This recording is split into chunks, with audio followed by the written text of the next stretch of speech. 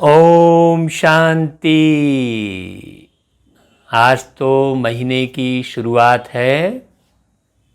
1 सितंबर 2020 की मुरली है बाबा की।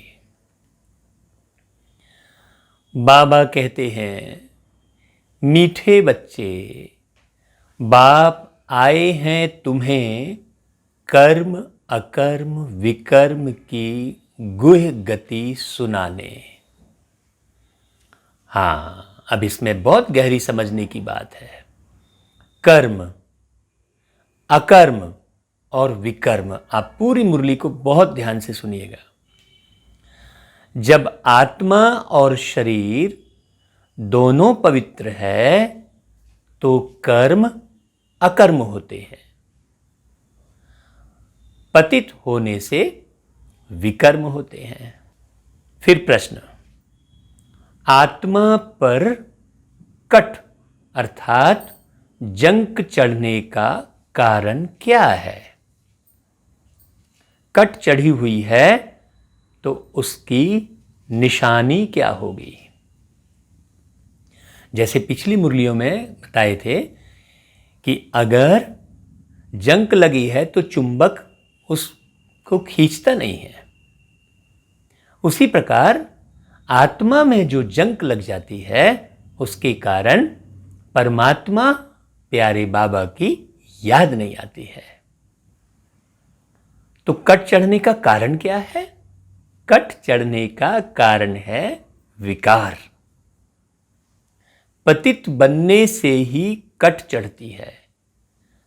अगर अभी तक कट चढ़ी हुई है तो उन्हें पुरानी दुनिया की कशिश होती रहेगी। पुरानी दुनिया की कशिश होती रहेगी माना पुरानी दुनिया का आकर्षण बना रहेगा। संग्रहण प्रवृत्ति बिल्कुल बनी रहेगी। सारा समय बुद्धि सामानों में लगी रहेगी, फैशन में लगी रहेगी, रिश्ते नातों में लगी रहेगी, व्यर्थ के झमेलों में पड़ी रहेगी, मेले मलाखड़े में जाने की इच्छा बनी रहेगी। ये खा लूं वो खा लूं ऐसा मन में लगा रहेगा। बाबा कहता है यह है पुरानी दुनिया की कशिश। देह का आकर्षण बना रहेगा। बुद्धि क्रिमिनल तरफ जाती रहेगी। याद में रह नहीं सकेंगे। ओम शांति। ओम शांति का अर्थ बच्चे तो समझ गए हैं। ओम शांति कहने से यह निश्चय हो जाता है कि हम आत्माएं यहाँ की रहवासी नहीं हैं, क्योंकि दुनिया में कोई एक दूसरे को ओम शांति नहीं बोलते हैं।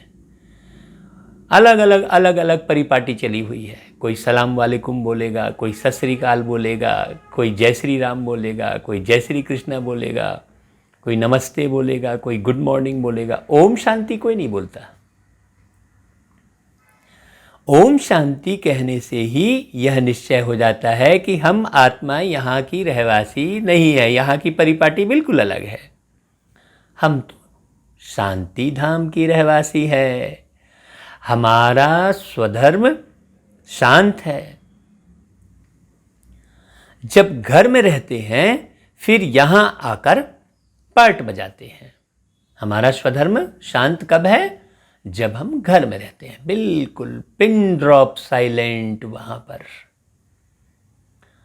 जब हम वहां से ऊपर से नीचे उतरे थे तो ना तो किसी से प्रेम था और ना ही किसी से द्वेष था, ना किसी से लगाव था, ना किसी से टकराव था।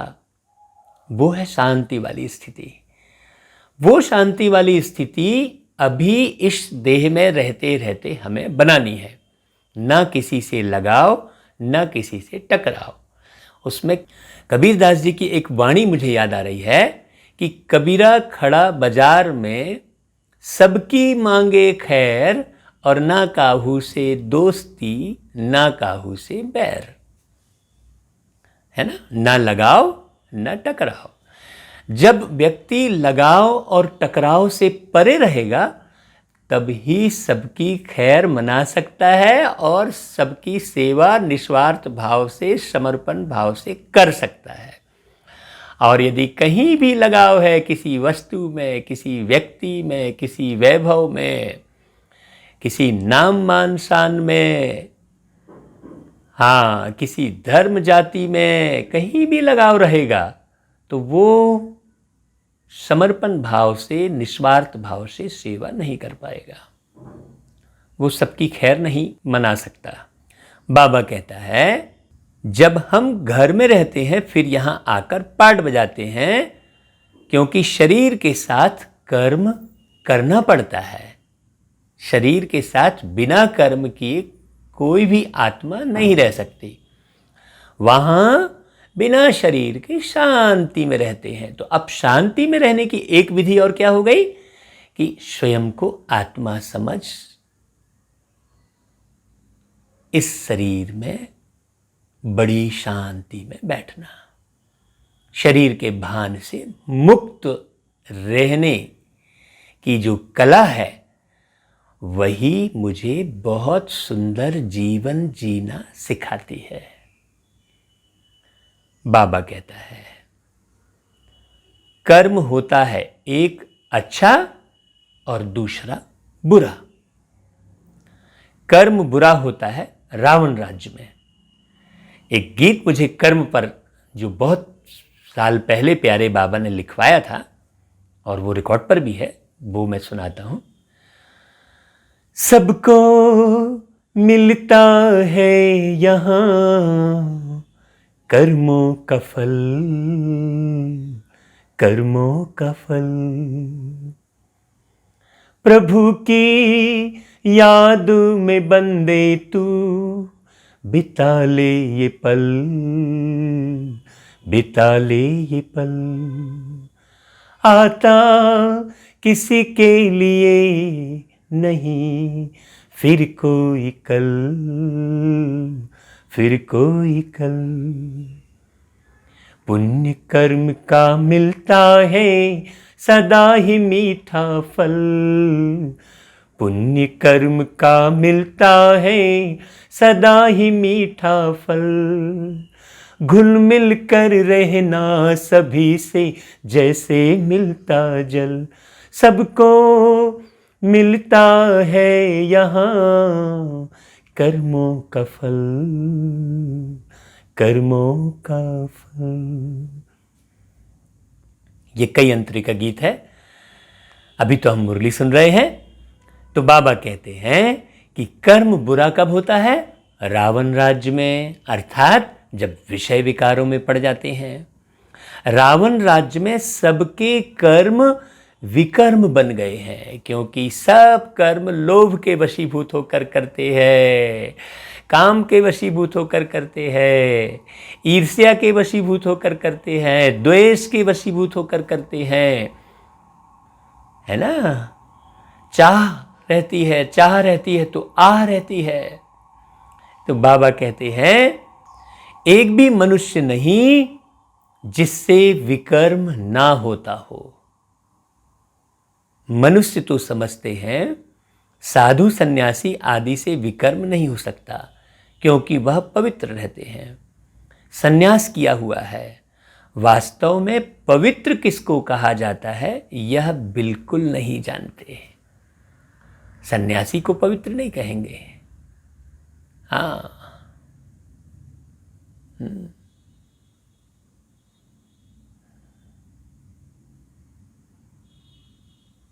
इस संसार में कोई भी सन्यासी नहीं है। क्यों नहीं है? क्योंकि सब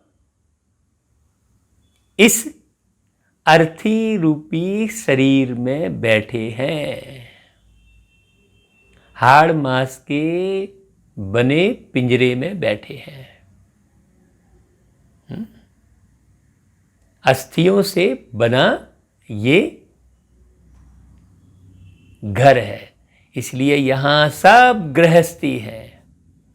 अस्थियों से बने घर में तो सब रह रहे हैं ना, तो कोई सन्यासी नहीं कहलाया। सब गृहस्थी कहलाए, स्पष्ट हो रहा है एकदम। तो बाबा कहता है, कहते भी हैं हम पतित हैं, पतित पावन को बुलाते हैं। भाई एक सन्यासी भी गाता है कि पतित पावन सीताराम रघुपति राघव राजा राम। हे पावन परमेश्वर, कहते हैं हे पावन परमेश्वर मेरे, मन ही मन शर्माऊं, मैली चादर ओढ़ के कैसे द्वार तुम्हारे आऊं, मैली चादर ओढ़ के कैसे। कहते हैं माने मैली चादर तो कौन सी चादर भाई, ये जो चादर है कपड़े की, ये तो साबुन से धो लेंगे ना, फिर मन ही मन शर्माने वाली बात कौन सी है। ये जो है बुद्धि रूपी चादर, ये विकारों से मैली हो गई है। तो आत्मा गा रही है कि हे पावन परमेश्वर मेरे, परमेश्वर ही एक पावन है जो विकार रहित है, जो विषयों से रहित है, जो आकर्षण से रहित है। वो सब का कल्याण इसीलिए कर लेते हैं क्योंकि वो विषय विकारों से मुक्त हैं। तो आत्मा शर्मा रही है तो ऐसा गीत गा रही है कि मैली चादर ओढ़ के कैसे द्वार तुम्हारे आऊं, हे पावन परमेश्वर मेरे। तो ये सन्यासी लोग भी गाते हैं। तो अगर वो पवित्र है तो फिर क्यों गाते हैं भाई। बाबा कहता है कि सब पतित पावन को बुलाते हैं, जब तक वह ना आए तब तक दुनिया पावन बन नहीं सकती। और ये कितनी बड़ी खुशखबरी है कि वो आकर जो वाणी चलाए हैं वही हम रोज आपको सुना रहे हैं, लेकिन इसकी कदर होनी चाहिए आत्माओं को। बाबा कहते हैं यहां यह पतित पुरानी दुनिया है, इसीलिए पावन दुनिया को याद करते हैं तो जरूर कहीं ना कहीं पावन दुनिया होगी। कल की गीत में बजा था, इस पाप की दुनिया से दूर कहीं दूर ले चल, तो जरूर कहीं पावन दुनिया होगी ना। वह दुनिया ही अलग है, हर एक चीज नई फिर पुरानी होती है ना। नई दुनिया में एक भी पतित हो ना सके, और नई दुनिया का रचयिता है परम पिता परमात्मा, वही पतित पावन है। उनकी रचना भी जरूर पावन होनी चाहिए। जब तक बच्चे पावन नहीं बनेंगे पावन दुनिया में नहीं जा सकते। पतित सो पावन, पावन सो पतित, यह बातें दुनिया में किसकी बुद्धि में बैठ ना सके।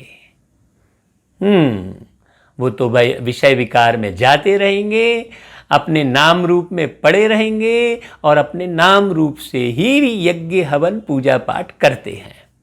जबकि मुझे नाम और रूप से न्यारे होकर भगवान का प्यारा बनना है। कहते हैं फला व्यक्ति भगवान को प्यारा हो गया। भाई कब प्यारा हो गया? जब शरीर से अलग हो गया तब प्यारा हुआ कहते हैं, लेकिन समझते नहीं हैं। तो मूल बात है, भगवान को प्यारा होने की एक ही विधि है कि इस देह के भान से न्यारा हो जाए हम। बहुत सुख है उसमें, इस सुख को कोई समझ सकता है। बाबा कहते हैं कल्प कल्प बाप ही आकर समझाते हैं। तुम बच्चों में भी कई निश्चय बुद्धि होकर फिर संशय बुद्धि हो जाते हैं। देखिए बाबा रिजल्ट भी बता रहे हैं, जो कई साल सुनते हैं उसके बाद भी निश्चय नहीं बैठता है। क्यों? क्योंकि संशय बुद्धि वालों की संख्या इस दुनिया में बहुत ज्यादा है। संशय बुद्धि वाले अक्षुणी हैं और निश्चय बुद्धि वाले गिनती में हैं। वही अक्षुणी कौरव सेना और 5 पांडव। तो बहुत गहरी बात है। माया क्या करती है? एकदम हप कर लेती है। तुम महारथी हो, उन्होंने फिर हाथी को गजग्राह ने हप कर लिया कहते हैं। वो हाथी नहीं है, वो महारथी है। महारथी को उन्होंने हाथी दिखा दिया है। ये हाथी को मगर ने पकड़ लिया तो फिर भगवान ने बचाया। अब मगर क्या है, ये अगर मगर के चक्कर में पड़ते हैं। सीधा सीधा समझ जाए कि नहीं भाई, यही परमात्मा की वाणी है और दूसरी कोई परमात्मा की वाणी नहीं है। बाकी तो तुलसीदास जी की वाणी है, व्यास जी की वाणी है, निराकार परमात्मा शिव की वाणी कहाँ है? नहीं है। वहां तो शंकर जी को राम कथा कहते सुनाया है, शंकर जी पार्वती जी को राम कथा सुना रहे हैं, ये बताया है। कागभुसुंडी जी सुना रहे हैं, ऐसा बताते हैं। वास्तव में वो कागभुसुंडी क्या है? वो पंछी है, एक है पंछी। पंछी को सुना रहे, गरुड़ जी को सुना रहे। बोले तो पंछी पंछी को सुना रहे, मतलब सुनने वाले कौन? आत्मा पंछी है। कहते हैं पिंजरे की पंछी रे,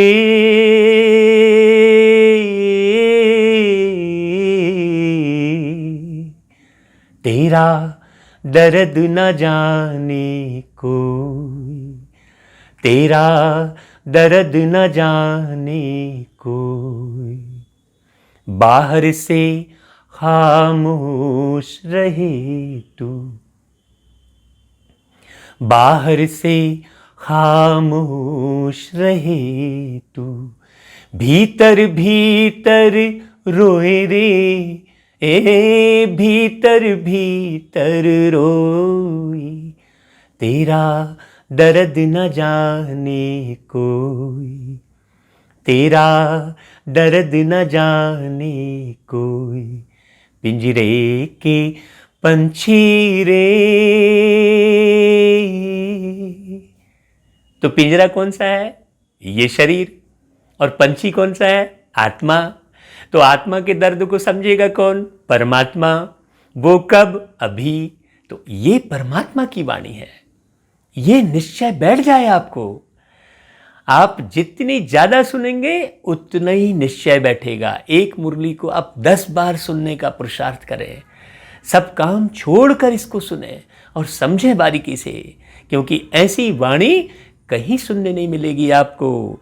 बाबा कहते हैं महारथियों को ही भाषण पर बुलाते हैं, महाराजाओं को भी समझाना है। तुम ही पहले पावन पूज्य थे और अभी तो यह है ही पतित दुनिया। अभी पावन एक नहीं है, पावन दुनिया में भारतवासी ही थे। ये कितनी खुशखबरी है। कहते हैं गर्व से कहो हम हिंदुस्तानी हैं, लेकिन किस बात का गर्व? ये भी तो पहले समझ में आना चाहिए भाई। हम गर्व इस बात का कर सकते हैं कि निराकार ज्योति स्वरूप सर्वशक्तिमान पारलौकिक पिता परमात्मा हमारे भारत में ही आते हैं। इस बात के गर्व से हम कह सकते हैं कि हम भारतवासी हैं। यहां पर भारत के कितने गीत बने हैं देखिए, किसी देश में ऐसे गीत नहीं बने होंगे। हैं, सोने की चिड़िया कहते हैं भारत को, जहां डाल डाल पर सोने की चिड़िया करती है बसेरा, वो भारत देश है मेरा, वो भारत देश है मेरा, कहते हैं ना गीत। तो तुम भारतवासी क्यों इतने महान हो? क्योंकि तुम भारतवासी आदि सनातन देवी देवता धर्म के डबल सिरताज संपूर्ण निर्विकारी थे। जहां सत्य अहिंसा और धर्म का लगता पग पग डेरा, वो भारत देश है मेरा, वो भारत देश है मेरा। ये बात बड़ी समझने की है। जहां सत्य अहिंसा का पग पग पर डेरा लगता था, कब? वो है सतयुग। सत्य माना सतयुग, वो कलयुग नहीं। अभी कहाँ है? अभी तो खाली गा रहे हैं, लेकिन है क्या? तो केवल गाने से, रिकॉर्ड बजाने से थोड़ी हो जाएगा। वो परमात्मा आया है हमें सत्य और अहिंसा सिखाने। अहिंसा की परिभाषा बाबा ने इतनी खूबसूरत बताई है कि ये जो काम कटारी चलाते हैं ये सबसे बड़ी हिंसा है। अब काम के वशीभूत होकर लोग रिश्तों को भी जार जार कर दे रहे हैं। काम के वशीभूत होकर एक युवक कैसे एक युवती को कैसे खंजर से मार देता है, कितने गोद गोद के मारता है, कितने ऐसे किस्से सुनते हैं। ये सब काम वासना के वशीभूत है। तो सबसे बड़ी हिंसा है काम कटारी चलाना। काम के साथ कटारी शब्द जुड़ा हुआ है। तो ये समझना, रोज रोज बाबा उन विषय विकारों से मुक्त करने की बात कर रहे हैं। और केवल बात नहीं करते हैं, जब आप मुरली सुनेंगे तो बाबा से ऐसे गहरे कनेक्ट हो जाएंगे कि आपको एक अतीन्द्रिय सुख की प्राप्ति होगी, एक अदम्य शक्ति प्राप्त होगी। तब आप विषय विकारों से मुक्त हो सकते हैं। तो ये मुरली साधारण नहीं है, इसे आप बहुत गहन गंभीर होकर सुनिए। बाबा कहता है, महारथियों को तो ऐसे समझाना होगा ना, इस नशे से समझाना होता है। भगवान वाच, काम चिता पर बैठ सांवरे बन जाते हैं, फिर ज्ञान चिता पर बैठने से गोरा बनेंगे। सांवरा कौन बनी है? ये शरीर सांवरा नहीं है, फिर उन्होंने शरीर को सांवरा दिखा दिया। राम को भी सांवरा दिखा दिया, कृष्ण को भी सांवरा दिखा दिया, शिव जी को तो काला शिवलिंग दिखा दिया। बड़ी गहरी समझने की बात है। क्यों? शिव जी को काला शिवलिंग कोई पहचान ही नहीं पाएगा, अंधेरे में आते हैं, कलयुग पूरा अंधेरा, तो काला काला दिखता है सबको। वो जबकि प्रकाश स्वरूप है, एको ओंकार निराकार प्रकाश स्वरूप हम कहते हैं। फिर उनको काला दिखा दिया। देखो कैसे मति मारी गई है। और बाबा आके कैसे बुद्धि के ताले खोल रहे हैं। हमें रोज मुरली बड़ी फलक से पढ़ना चाहिए। बाबा कहता है, इस नशे से समझाना होता है। अब जो भी समझाते हैं वह तो काम चिता पर बैठ न सके। बाबा कहता है, अब जो भी समझा रहे हैं, बाबा की मुरली जो सुना रहे हैं, वो जरूर काम चिता पर नहीं बैठेंगे। उनको अधिकार नहीं है। जो काम चिता पर बैठकर फिर मुरली भी चलाने की बात करते हैं, उनको जरा भी अधिकार नहीं है मुरली सुनाने का। वास्तव में भागवत कथा कहने का अधिकारी ही पवित्र व्यक्ति है, जिसका खान पान, रहन सहन, बोली वाणी सब पवित्र हो। विषय वासना से मुक्त व्यक्ति ही भागवत कथा सुनाने का अधिकारी है। लेकिन आज तो कोई भी भागवत कथा सुना रहा है। हाँ, बाबा कहते हैं कि समझाते समझाते भी काम चिता पर बैठ जाते हैं।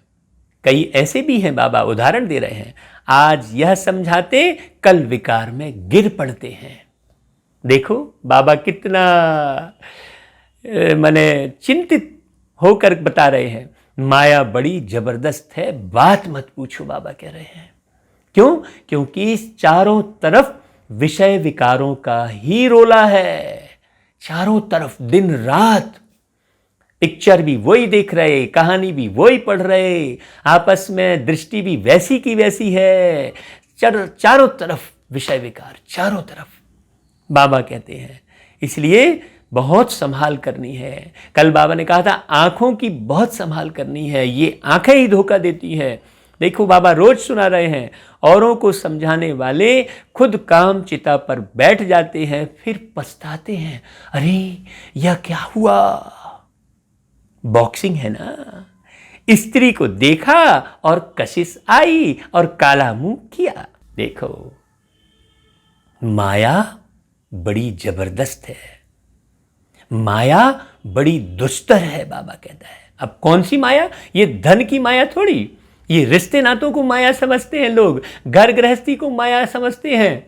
नहीं, ये माया है पांच विकार। बाबा कहता है प्रतिज्ञा कर और फिर गिरते हैं तो कितना 100 गुना दंड पड़ जाता है। वह तो जैसे शूद्र समान पतित हो गया। अब शूद्र किसे कह रहे हैं और ब्राह्मण किसे कह रहे हैं? जो पावन है वो ब्राह्मण, जो पावन बनने के मार्ग पर चलकर हर सेकंड पावन दृष्टि, जिसकी देह में दृष्टि जा ही नहीं रही है।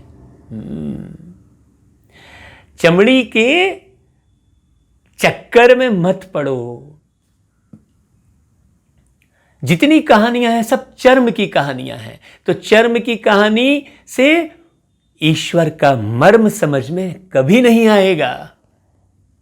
अभी तक तो हम सब चर्म की ही कहानी सुन रहे हैं, चर्म की ही गाथा गा रहे हैं, सब चर्म रूप में ही देख रहे हैं एक दूसरे को। भगवान की मूर्ति को भी चर्म रूप में ही देख रहे हैं। कई तो यहां ही भगवान बन जाते हैं। बात बड़ी गहरी समझने की है।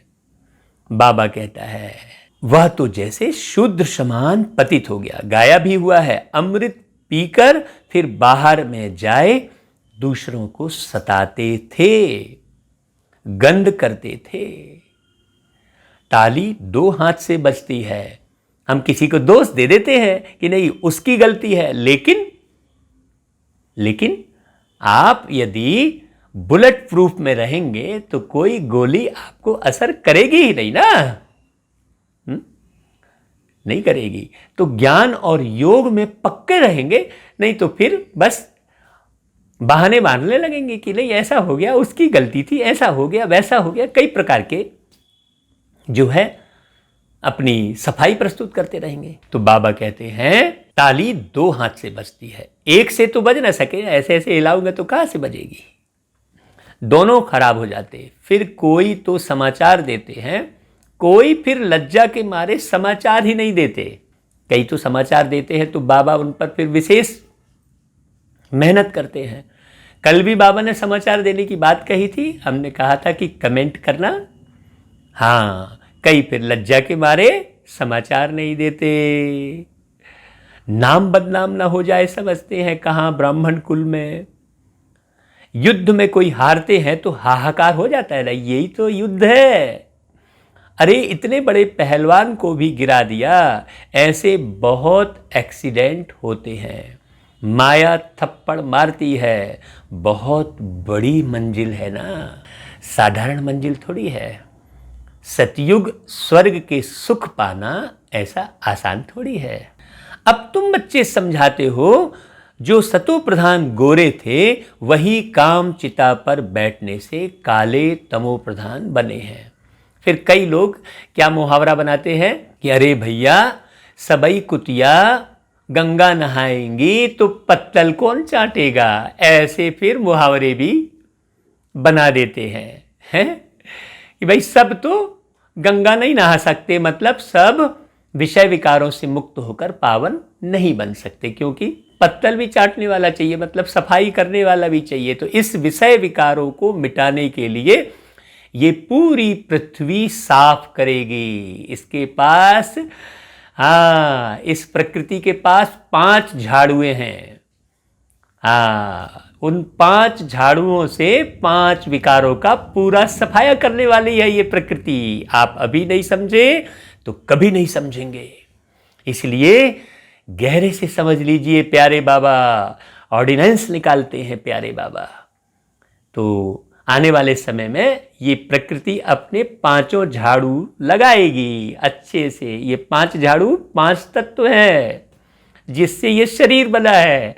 तो जिस प्रकृति ने आपको शरीर दिया है वही यदि आपने ईश्वर की कथन को नहीं माना, विषय विकार नहीं छोड़ा, तो वो प्रकृति अपना शरीर वापस ले लेगी आपसे। क्यों?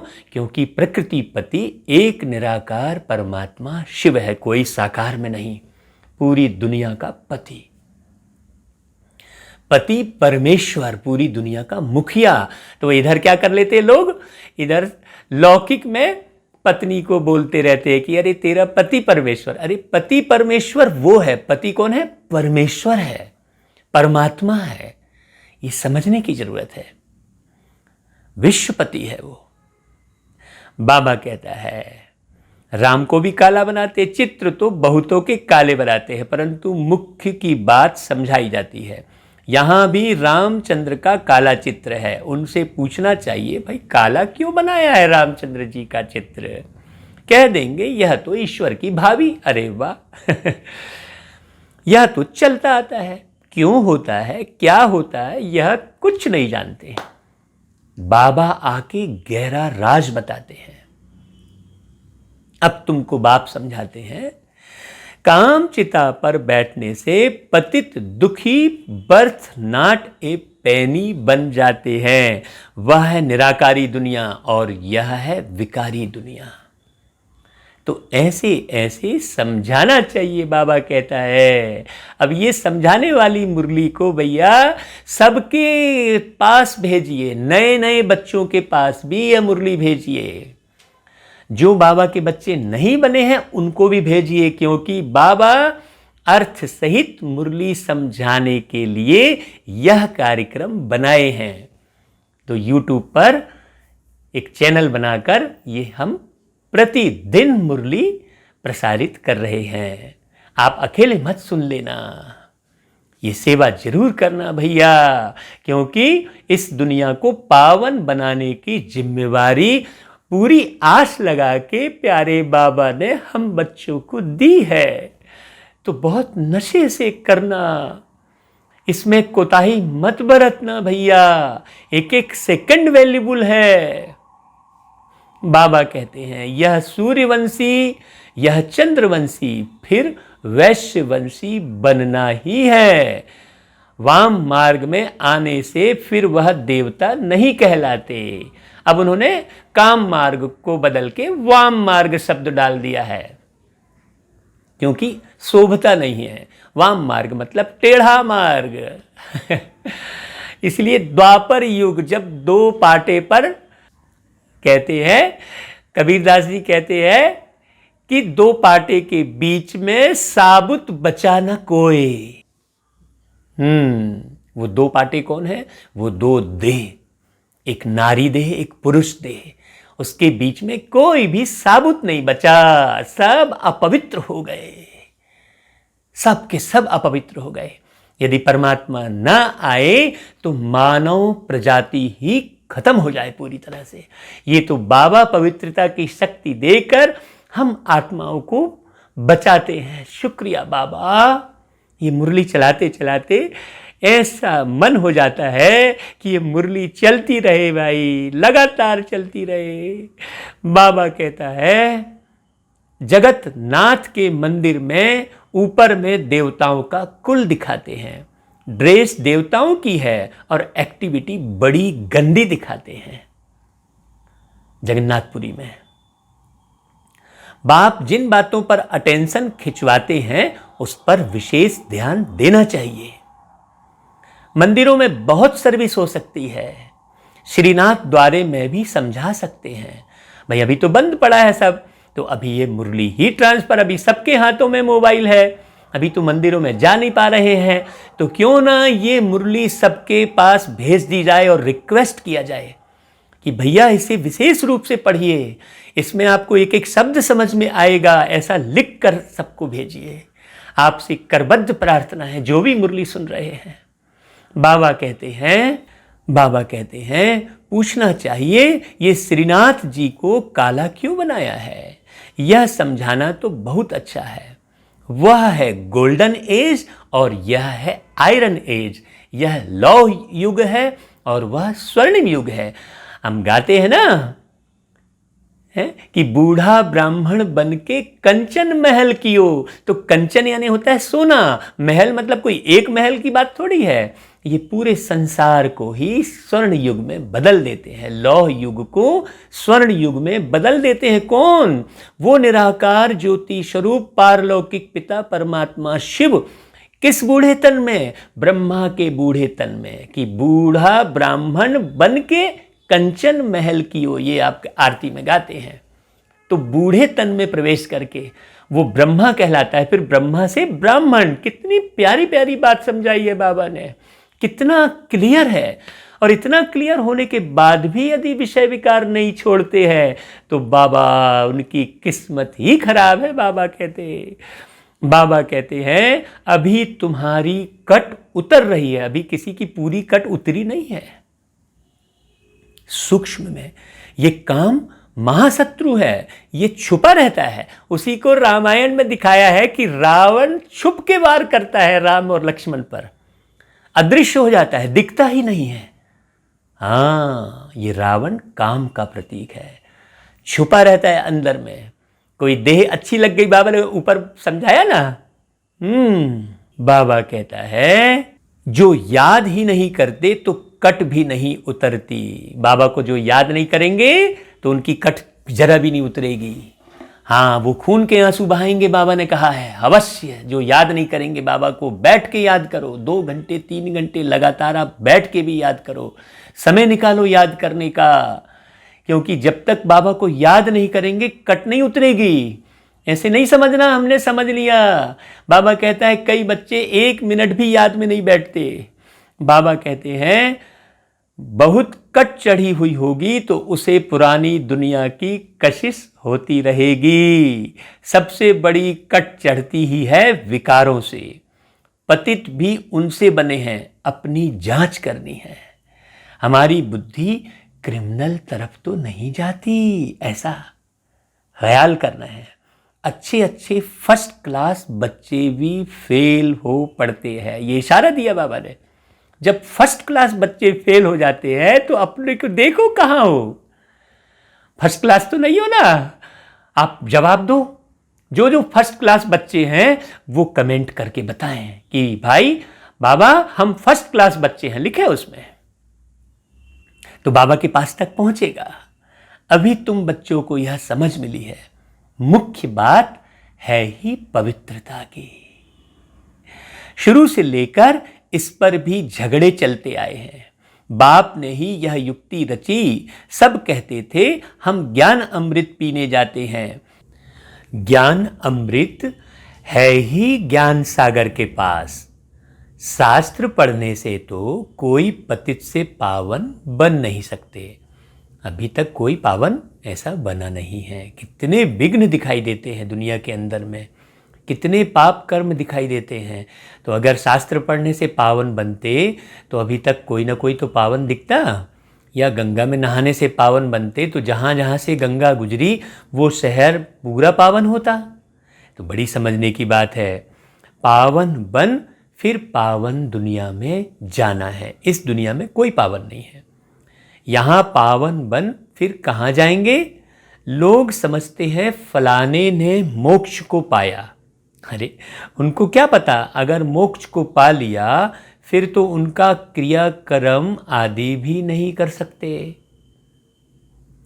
यहाँ ज्योत आदि जगाते हैं कि उनको कोई तकलीफ ना हो, अंधियारे में ठोकरें ना खाएं। अरे भाई, आत्मा तो एक शरीर छोड़ दूसरा जाकर लेती है, 1 सेकंड की बात है। इधर शरीर छोड़ा और दूसरा शरीर लिया। अंधियारा फिर कहाँ से आया? दीपक जलाते हैं, यह रस्म चली आती है। तुम भी करते थे, अब कुछ नहीं करते हो ये सब। अब शांति देते हैं, शांति के वाइब्रेशन फैलाते हैं। दीपक जलाने से थोड़ी उस आत्मा का अंधेरा दूर हो जाएगा कि अंधेरे में भटक जाएगी तो दीपक देखेगी। अरे भाई, दीपक तो इस शरीर में जब आत्मा बैठी रहती है तब जलता हुआ दिखता है ना। शरीर से निकल गए तब क्या दिखेगा दीपक? नहीं दिखेगा। जब आप रात में सो जाते हैं तब क्या दिखता है भाई? कुछ नहीं दिखता है। कुछ होश नहीं रहता है कहाँ है।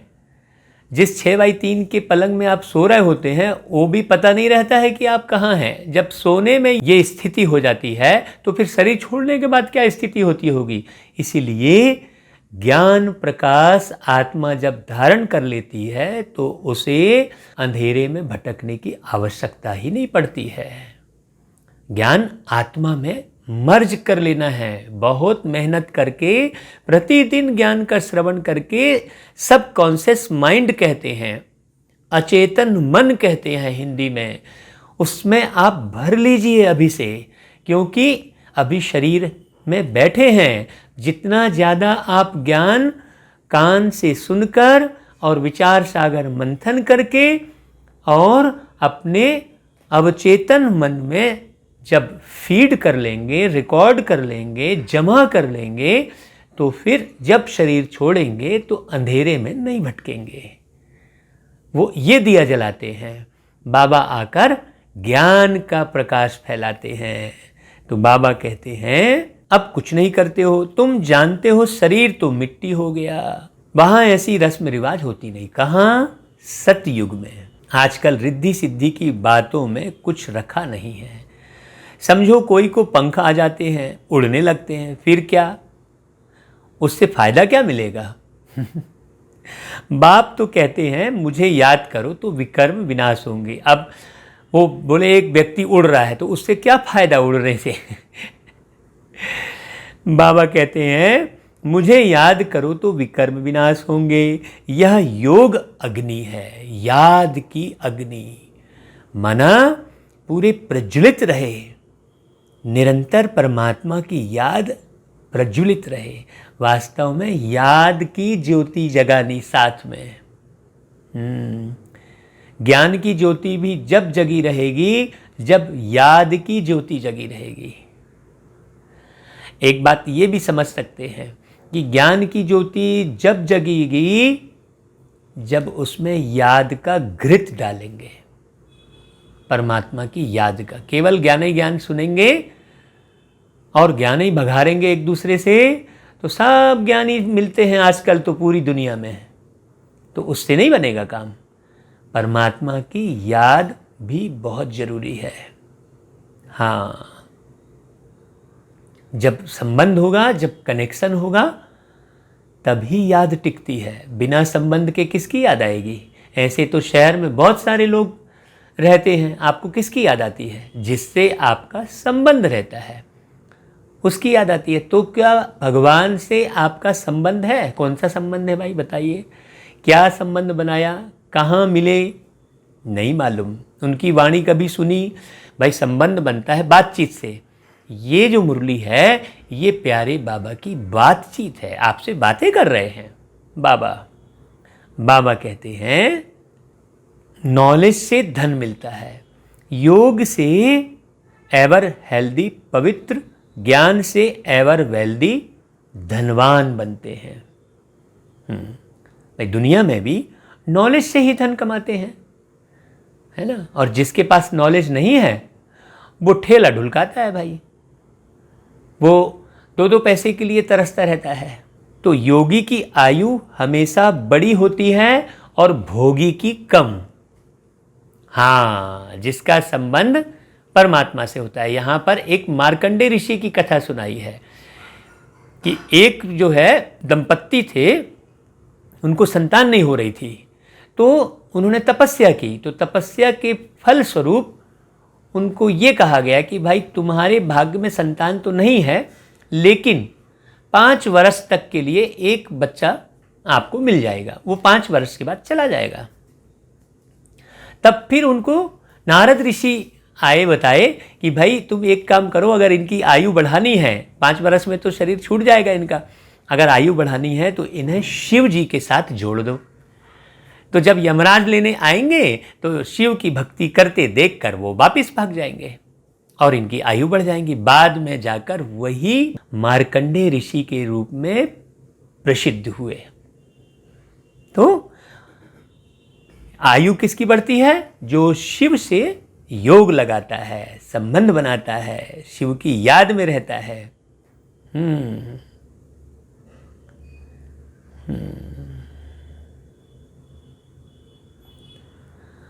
राजयोग से मिट जाते हैं जन्म जन्म के रोग रे, तू भी राजयोगी बन जा, लगा ले शिव से योग रे, लगा ले शिव से योग रे। ये बहुत साल पहले ये गीत बना था, इसके 2-3 अंतरे हैं। तो बाबा कहते हैं कि आयु बढ़ जाती है योगी की और भोगी की आयु कम हो जाती है, अर्थात जितनी आयु है उसमें भी घट जाती है। तो इसलिए भोग विलास से दूर रहो। कृष्ण को योगेश्वर कहते हैं, ईश्वर की याद से कृष्ण बने हैं वो। हमारे मन की तृष्णा कब मिटेगी? जब हम अशरीरी होंगे, अपने आप को रियल रूप में पहचानेंगे। हाँ, एक गीत बना था वो सुनाता हूं। जो तू मिटाना चाहे जीवन से तृष्णा, जो तू मिटाना चाहे जीवन से तृष्णा, सुबह शाम बोल बंदे कृष्णा कृष्णा कृष्णा। अब बताइए, कृष्णा कृष्णा बोलने से तृष्णा मिटेगी कि कृष्णा ने जो पुरुषार्थ किया तृष्णा मिटाने का, वो पुरुषार्थ करेंगे तो तृष्णा मिटेगी? बताइए, कोई भी बीमारी बोलने से खत्म हो जाती है कि पुरुषार्थ करने से मिटती है? तो तृष्णा एक बीमारी है ना, तो बोलने बस से कैसे मिट जाएगी? आज तक किसकी मिटी? ये तृष्णा ही तो है जो इतनी विकृति आई हुई है दुनिया में, ये तृष्णा के कारण है। हाँ, लाख कमाया तो करोड़ की तरफ तृष्णा हो गई, करोड़ कमाया तो अरब की तरफ तृष्णा हो गई। भोगी व्यक्ति को तृष्णा होती है और योगी व्यक्ति को तृष्णा नहीं होती है। वो आवश्यकता के अनुसार जीवन जीता है, तृष्णा के अनुसार नहीं जीवन जीता। तो तृष्णा मिटाकर ही कृष्णा बनते हैं। कैसे? परमात्मा से योग लगाकर। उनको स्वर्ग में योगेश्वर नहीं कहेंगे, अभी योगेश्वर बोलते हैं, अर्थात ईश्वर से योग लगाने वाले हैं। वह तो प्रिंस है, पास्ट जन्म में ऐसे कर्म किए हैं जिससे यह बने हैं। कर्म अकर्म विकर्म की गति भी बाप ने समझाई है। बाप अर्थात ईश्वर ने। आधा कल्प है राम राज्य और आधा कल्प है रावण राज्य। ये पूरे 5000 साल का एक कल्प है। जैसे 30 दिन या 31 दिन का एक महीना होता है, 7 दिन का एक हफ्ता बोलते हैं, उसी प्रकार 5000 वर्ष का यह एक कल्प है। इस कल्प को भी समझना। जब इस कल्प को समझेंगे तो उसी को कल्प वृक्ष कहते हैं।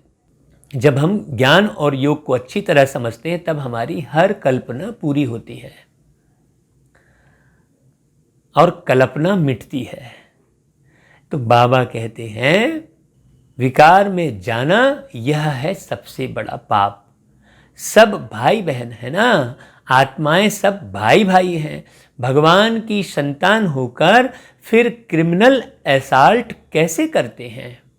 बाबा कह रहे हैं कि हम बीके विकार में जा नहीं सकते। जो भी ये ज्ञान सुन रहे हैं, जो बाबा की मुरली सुन रहे हैं और धारण कर रहे हैं, वो विकार में जा नहीं सकते, महापाप कहलाएगा। इस युक्ति से ही पवित्र रह सकते हैं। आत्मा आत्मा, भाई भाई। तुम जानते हो अभी रावण राज्य खत्म होता है, फिर हरेक आत्मा पवित्र बन जाती है। लोग हिंदू मुस्लिम सिख ईसाई हम सब हैं, भाई भाई तो कहते हैं, लेकिन कैसे भाई भाई? अब किसी स्त्री को भाई कैसे बोलेंगे? वास्तव में एक पिता के हम बच्चे आत्मा आत्मा भाई भाई कह तो देते हैं, लेकिन किस रूप में भाई भाई ये नहीं जानते हैं। भाई भाई किसको कहेंगे? एक पिता के बच्चे को भाई भाई कहेंगे। तो एक पिता है ना, फिर कैसे हमारा राम अलग, हमारा कृष्ण अलग, वो वह बोले हमारा गॉड अलग, वो बोले हमारा ईश्वर अलग, वो बोले हमारा परमेश्वर अलग? ये कैसे? एक पिता के हम बच्चे तभी तो भाई भाई कहलाए। बात बड़ी समझने की है। बाबा कहते हैं कि तुम जानते हो अभी रावण राज्य खत्म होता है, उसको कहा जाता है घर घर में सोजरा। तुम्हारी ज्योति जगी हुई है, ज्ञान का तीसरा नेत्र मिला है, सतयुग में सब पवित्र ही रहते हैं। ये बात तुम्हें समझ में आ गई है, यह भी तुम अभी समझ गए हो। दूसरों को समझाने की बच्चों में नंबरवार ताकत रहती है। हाँ, जितना ज़्यादा पवित्र रहेंगे और जितना ज़्यादा बाबा को याद करेंगे उतनी ज़्यादा समझाने की ताकत आएगी। नहीं तो मन में लगेगा कैसे समझाएं, हम तो नहीं समझा सकते। जरूर यदि नहीं समझा सक रहे हो मतलब जरूर क्रिमिनल आई हो रही है, दृष्टि खराब हो रही है। इसे अच्छे से समझना।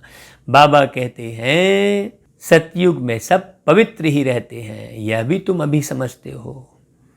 जो नंबरवार याद में रहते हैं बच्चे, तो समझा नहीं सकते हैं राजधानी कैसे स्थापन होती है, कोई की बुद्धि में यह नहीं होगा। तुम सेना हो ना, जानते हो, याद के बल से पवित्र बन हम राजा रानी बन रहे हैं। ये बात गहरी समझ में आ गई है कि याद के बल से हम राजा रानी बन रहे हैं। फिर दूसरे जन्म में गोल्डन स्पून इन माउथ होगा, स्वर्ण युग में चलेंगे, सोने के समान सब एक दूसरे से मीठा व्यवहार करेंगे।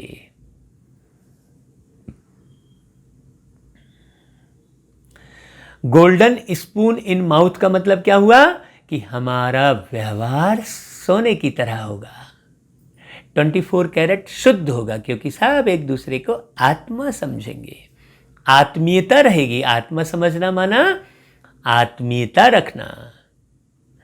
बड़ा इम्तहान पास करने वाले मर्तबा भी बड़ा पाते हैं। देखिए, बड़ा इम्तहान पास करने वाले मतलब जब आप पढ़ाई पढ़ते हैं तो फिर आपकी परीक्षा भी आती है।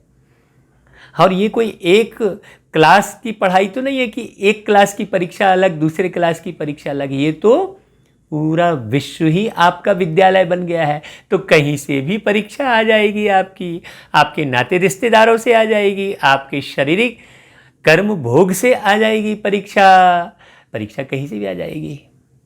तो बाबा कहता है कि जितनी पढ़ाई उतना ही बड़ा इम्तहान पास करने वाले मर्तबा भी बड़ा पाते हैं, उतनी बड़ा इम्तहान होगा।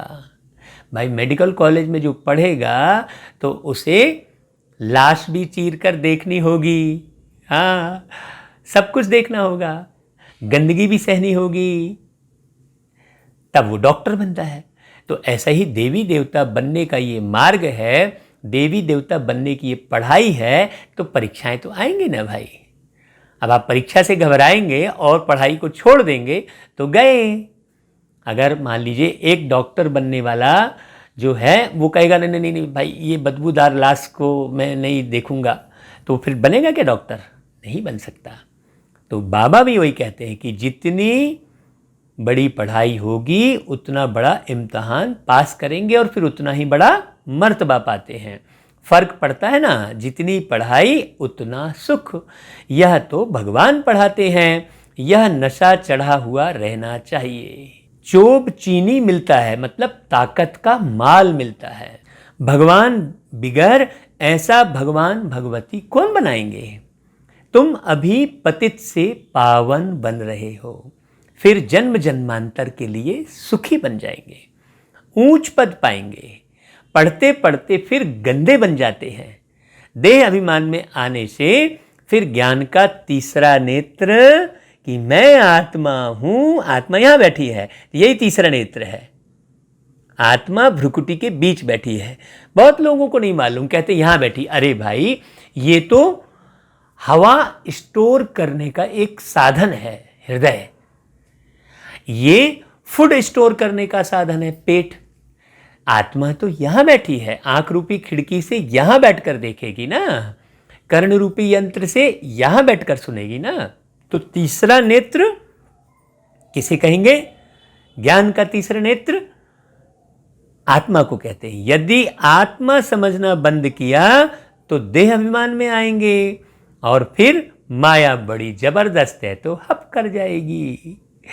बाप खुद कहते हैं बड़ी मेहनत है, मैं कितनी मेहनत करता हूं ब्रह्मा के तन में आकर। देखो बाबा, सबसे ज़्यादा मेहनत बाबा करते हैं। मुझे तो बाबा की यही बात पूर्ण लगती है कि हम तो कुछ नहीं कर रहे हैं। बाबा कहते हैं लेकिन समझ कर फिर भी कह देते ऐसे थोड़े ही हो सकता है। शिव बाबा आकर पढ़ाते हैं, हम नहीं मानते, ऐसा बोल देते हैं लोग। यह चालाकी है। ये क्या है कि पवित्र नहीं रहना है इसलिए ऐसा कुछ भी बोल देते हैं। ऐसे भी बोल देते हैं राजाई तो स्थापन हो ही जाएगी। कहते हैं ना, सच की बेड़ी हिलती है परंतु डूबती नहीं। कितने विघ्न पड़ते हैं। उसमें भी दिखाया है ना कि साधु सन्यासी ऋषि मुनि लोग यज्ञ करते थे तो राक्षस आके हड्डी डालते थे। कहने का अभिप्राय क्या हुआ कि जो पवित्र रहना नहीं चाहता है वो जमाने भर की कचड़ पचड़ करेगा, वो देह अभिमान में रहेगा, उसे विषय विकार ही अच्छा लगेगा, उसे पुरानी दुनिया के राग रंग ही अच्छे लगेंगे, पुरानी दुनिया के रिश्ते नाते ही अच्छे लगेंगे। तो वो क्या करेगा, वो हड्डी डालेगा, मतलब हड्डी डालना मतलब देह अभिमान में आना। वो देह के भान में ही रहेगा हमेशा, बनने ठन्ने में ही लगा रहेगा हमेशा। अच्छा, फिर बाबा याद प्यार देते हैं। देखिए आज याद प्यार कुछ थोड़ा सा भिन्न है। मीठे मीठे सिकी लधे नूरे रत्न, श्याम से सुंदर बनने वाली आत्माओं प्रति माता पिता बाप दादा का दिल व जान सिक व प्रेम से याद प्यार और गुड मॉर्निंग रूहानी बाप की रूहानी बच्चों को नमस्ते।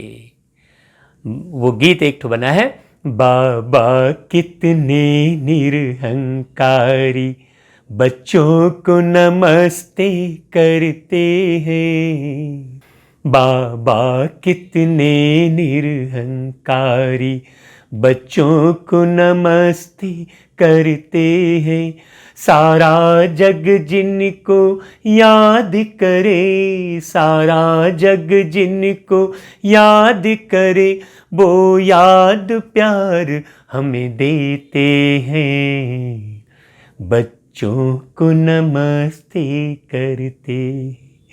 तो ओ बाबा, हम बच्चों की भी आपको याद प्यार गुड मॉर्निंग और नमस्ते बाबा। गुड मॉर्निंग इसलिए करते बाबा को कि बाबा बहुत बड़ी सुबह सतयुग की सुबह लेकर आते हैं, एकदम सदा ही गुड मॉर्निंग हो जाती है।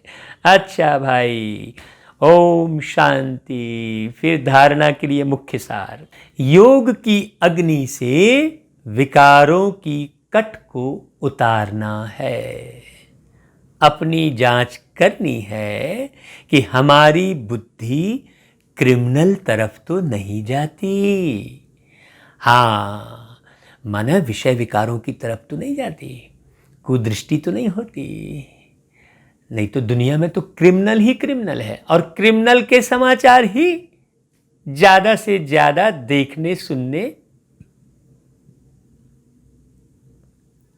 मिलते हैं। अच्छा भाई, निश्चय बुद्धि बनने के बाद फिर कभी किसी भी बात में संशय नहीं उठाना है। जब ये पक्का हो गया कि बाबा आया है स्वर्ग की बादशाही देने, तो फिर अब संशय नहीं उठाना है। विकर्मों से बचने के लिए कोई भी कर्म अपने स्वधर्म में स्थित होकर बाप की याद में करना है। स्वधर्म क्या है? शांति। स्वधर्म क्या है? पवित्रता। स्वधर्म क्या है? सुखी होकर रहना। स्वधर्म क्या है? ज्ञान स्वरूप रहना। आत्मा के स्वधर्म, ये सब स्वधर्म है। अपने धर्म में टिकना, शांति, आनंद, आत्मीय प्रेम, हाँ परमात्म शक्ति में रहना है हमेशा। अच्छा भाई, वरदान, सर्व प्राप्तियों के अनुभव द्वारा पावरफुल बनने वाले सदा सफलता मूर्त भव। सर्व प्राप्तियों के अनुभव, अभी डिटेल सुनते हैं।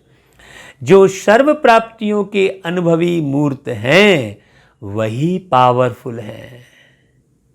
ऐसी पावरफुल सर्व प्राप्तियों की अनुभवी आत्माएं ही सफलता मूर्त बन सकती है, क्योंकि अभी सर्व आत्माएं ढूंढेंगी कि सुख शांति के मास्टर दाता कहाँ हैं।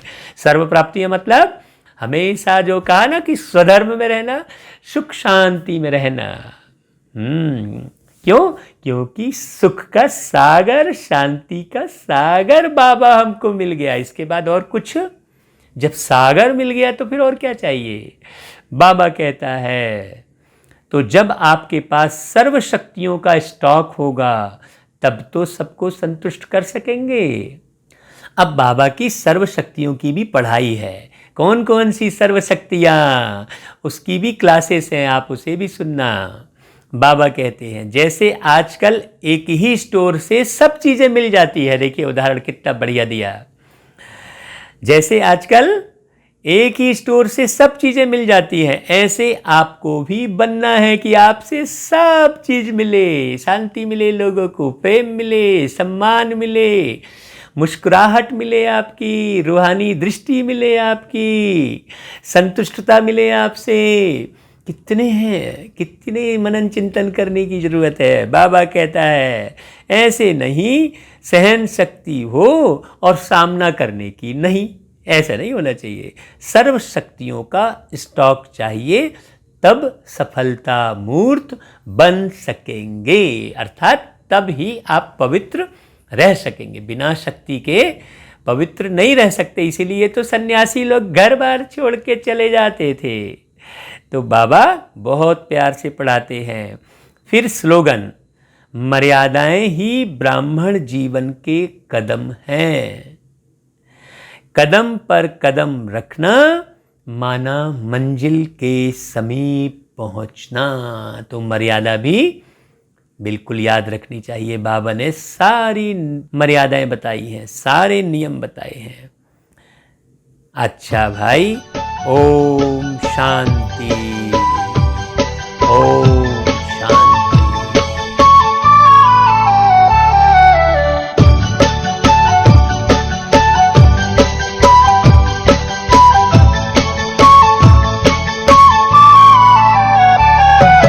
आज भी बच्चों से मिलने बाबा आते हो, आज भी बच्चों से मिलने बाबा आते हो।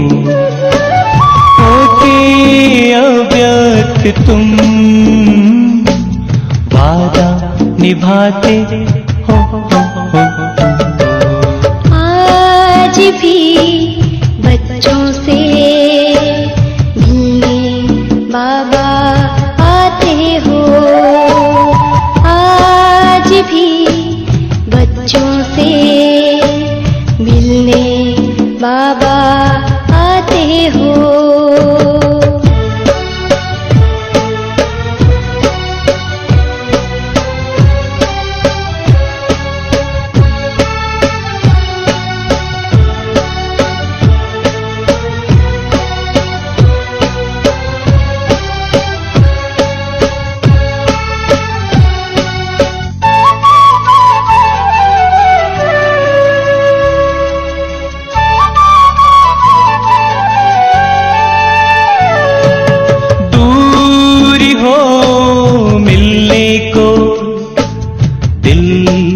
बेताब है तुम्हारा प्यार बाबा, बेमिसाल लाजवाब है तुम्हारा।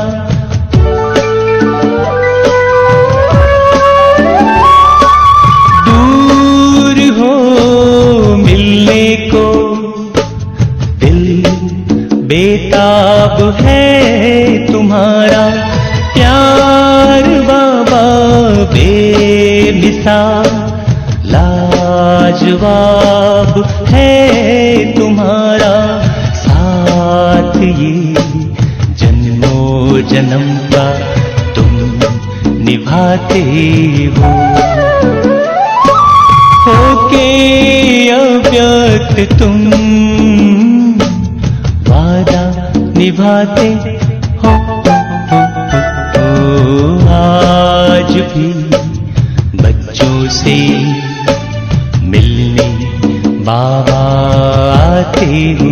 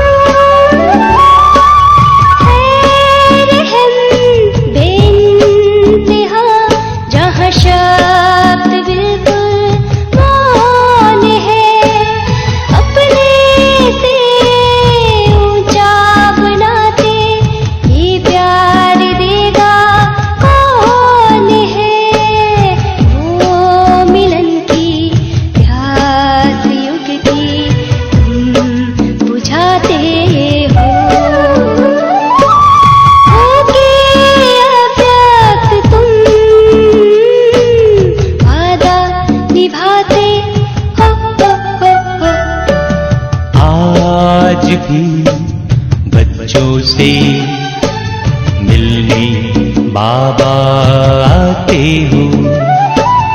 आज भी बच्चों से मिलने बाबा आते हो। होके अव्यक्त तुम वादा निभाते हो। आज भी बच्चों से मिलने बाबा आते हो। आज भी बच्चों से मिलने बाबा आते हो। मिलने बाबा आते हो। मिलने बाबा आते हो। मिलने बाबा आते हो।